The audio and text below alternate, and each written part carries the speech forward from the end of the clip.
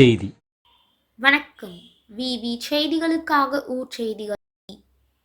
காவிரிப்பக்கம் அருகே அனுமதியின்றி செங்கல் சூளைக்கு மண் திருடிய 2 டிராக்டர், ஒரு ஜேசிபி பறிமுதல். 3 பேர் கைது. காவிரிப்பக்கம் காவல்துறையினர் அதிரடி நடவடிக்கை. ராணிப்பேட்டை மாவட்டம் காவிரிப்பக்கம் அடுத்த புதுப்பட்டு கிராமத்தில் செங்கல் சூளைகளுக்கு அனுமதியின்றி இரவு நேரங்களில் மண் திருடப்படுவதாக காவிரிப்பக்கம் காவல்துறையினருக்கு தகவல் வந்ததை தொடர்ந்து அப்பகுதியில் காவல்துறையினர் ரோந்து பணியில் ஈடுபட்டனர்.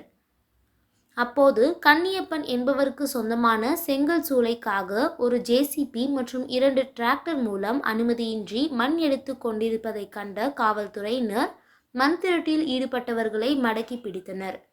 மேலும் அனுமதியின்றி மண் திருட்டில் ஈடுபட்ட புதுப்பட்டு கிராமத்தைச் சேர்ந்த கன்னியப்பன், கார்த்திக், அஜித்குமார் ஆகிய 3 பேரை காவல்துறையினர் கைது செய்தனர்.